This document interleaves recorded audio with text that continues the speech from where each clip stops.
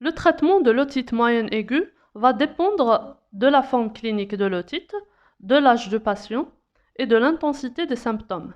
De la forme clinique selon qu'il s'agisse d'une otite moyenne aiguë congestive, une otite moyenne aiguë collectée, à tympan fermé ou à tympan ouvert. De l'âge selon qu'il s'agisse d'un nourrisson, d'un enfant ou d'un adulte. De l'intensité des symptômes selon qu'il s'agisse d'un état général conservé ou d'un état général altéré.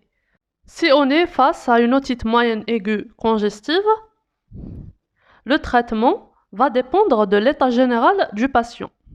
Si le patient est en bon état général, dans ce cas, l'otite moyenne aiguë est d'origine virale. Donc, on va donner un traitement symptomatique comme les antalgiques, les antipyrétiques, une désinfection rhinopharyngée pour éviter la stagnation des sécrétions nasales. Parce que, comme vous savez, cette stagnation des sécrétions peut aggraver les symptômes du malade. Ils peuvent augmenter le risque d'infection. Maintenant, si on est face à une otite moyenne aiguë collectée à tympan fermé ou à tympan ouvert, dans ce cas, le traitement va dépendre de l'âge du patient et de l'intensité des symptômes. Prenons le premier cas.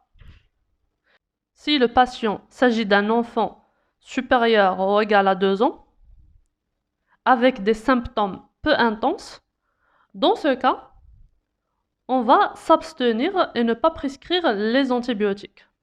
En première intention, on va donner un traitement symptomatique. Puis, on doit réévaluer l'état du patient après 48 à 62 heures. Si amélioration des symptômes, c'est bon, on va rien faire. Et les symptômes vont disparaître spontanément. Si persistance des symptômes, au bout de 48 à 62 heures, dans ce cas, on va donner une antibiothérapie. L'antibiotique de première intention est l'amoxicilline. Si allergie à l'amoxicilline, on peut prescrire les céphalosporines de deuxième génération. Si l'otite moyenne aiguë est associée à une conjonctivite, on peut donner l'augmentin. Si contre-indication des bêta-lactamines, on peut donner l'érythromycine. Passons maintenant au deuxième cas. Si l'enfant est inférieur à 2 ans, c'est-à-dire un nourrisson, ou bien un enfant supérieur ou égal à 2 ans avec des symptômes intenses, comme une douleur intense ou une fièvre intense, ou bien si le patient s'agit d'un adulte. Dans ces trois situations, on va donner l'antibiothérapie d'emblée. Pour l'enfant, on va donner l'amoxicilline. Si allergie à l'amoxicilline, on donne céphalosporine de deuxième génération. Si contre-indication des bêta-lactamines, on donne l'érythromycine. Pour l'adulte, on va donner l'amoxicilline. Si contre-indication à la pénicilline, on donne les céphalosporines de deuxième génération. Si contre-indication aux bêta-lactamines, on donne la prestinamycine. Donc pour l'enfant, on donne l'érythromycine. Pour l'adulte, on donne la prestinamycine.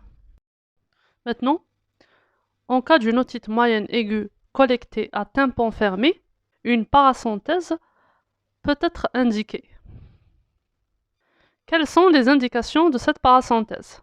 La paracenthèse va être indiquée en cas d'échec de traitement médical après 62 heures. Si après 62 heures de prise d'antibiotiques, il n'y aura pas amélioration des symptômes. Dans ce cas, on doit demander une paracenthèse afin de chercher le germe en cause. La deuxième indication, c'est l'otite moyenne aiguë hyperalgique à tympan fortement bombé. Dans ce cas, on doit demander une paracenthèse afin de diminuer la douleur et soulager le patient. La troisième indication de la paracenthèse est l'immunodépression. En cas d'un terrain immunodéprimé, la paracenthèse est indiquée d'emblée pour mettre en évidence le germe en cause et pour donner un antibiotique le plus efficace. La quatrième indication de la paracenthèse est l'otite moyenne aiguë collectée à tympan fermé avec complications. Ces complications peuvent être intracrâniennes ou extracrâniennes. Dans l'intracrânienne, on peut trouver la méningite ou les abcès. Dans l'extracrânienne, on a la mastoïdite et la labyrinthite. Qu'est-ce que la parasynthèse? Parasynthèse, appelée aussi méringotomie. C'est un acte chirurgical qui s'effectue sous anesthésie générale. Son rôle consiste à drainer le pus collecté dans l'oreille moyenne, de soulager la douleur et de faire des prélèvements bactériologiques afin d'identifier le germe responsable de l'infection. La parasynthèse consiste à faire une petite incision de tympan. Cette incision doit se faire au niveau du quadrant antéro-inférieur pour ne pas toucher la chaîne des osselets et pour limiter les risques de blessure de la chaîne ossiculaire.